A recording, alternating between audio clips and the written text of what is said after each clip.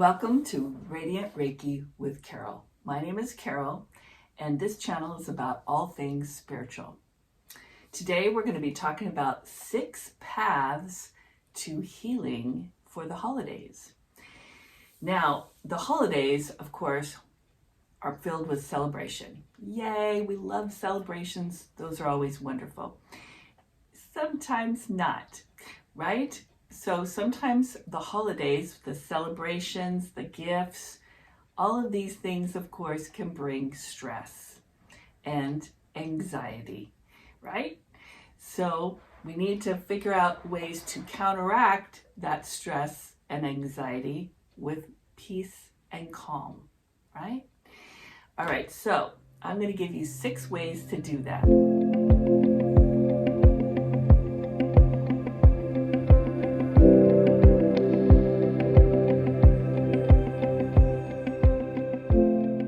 Number 1, actually it's going to be more than that, but 6 main ways. Number 1 is take care of yourself. This is huge. Taking care of yourself during this holiday time is so important because you truly cannot be giving and celebrating to the full extent if you are depleted in your energy.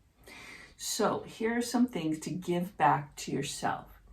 You can, of course, do meditation. There's guided meditations on YouTube. There's one lady called Meditation Meg, who I highly recommend. I'll leave her information in the description box. She's wonderful, so you can do a guided meditation. That will help you. Notice the beauty all around you. There's beauty in so many things, even in buildings as well as nature. Just try to stop and notice, right? Have gratitude in your heart for all the special people in your life. Just think about 1 or 2. That's all we ever need, right? Think about 1 or 2 really important people and say, wow, I'm so happy I have those people in my life. Appreciate a special pet. You know, those pets, they come to the door and, they're just so happy to see you. Appreciate your pet, okay? You can take a walk. Taking a walk is a nice way to get out of, whatever stress and space you're in at the time. It helps break it up. I like to take a bath. So those of you that are like me, take a bath. Just a reminder, if you have a spa, get in that spa. You can notice the nature and enjoy the hot water. You could take a drive in nature. That if it's during the day, that would be lovely. That'll definitely, nature can always calm you. But if it's at night, you could go and see the lights. I wouldn't recommend the Candy Cane Lane places. That can bring a whole other bunch of stress because it's like people are backed up in a traffic jam. But just go notice the lights nearby, near your neighborhood, just which ones have their lights on. So that's always fun. A really good thing to do in the holidays is actually get a Reiki session. Reiki is a very good centering activity that will release anxiety and stress and bring calm and peace into your being. So I highly recommend, if you know someone, me, I would highly recommend getting a Reiki session during the holiday season. It's, I'm going to get one. Hopefully you will too. If you know Reiki yourself, you can give Reiki to yourself. I give Reiki to myself every day, and it always calms me and it always brings me peace. So those are wonderful things you can do to take care of you. Okay, so that's number 1, take care of yourself. Number 2, instead of a gift to give someone, you could give them a note of appreciation instead.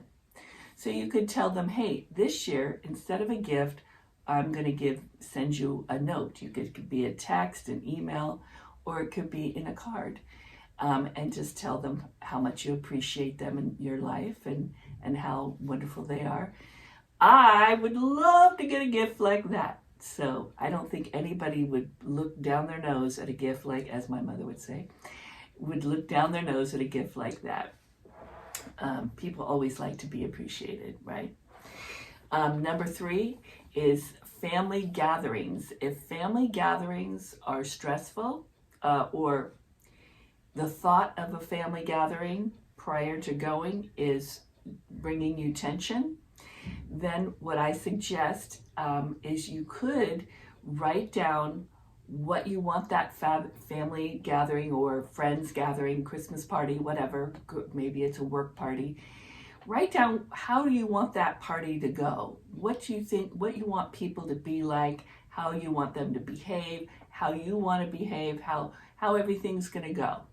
So write down all those things, what your intentions are, what you would like to happen. Then imagine it in your mind going the way that you'd like it to go. And then you just come to the party with love in your heart. And just notice, I'm going to go into number 4 now, lead by example. Walk in with love in your heart instead of judgment.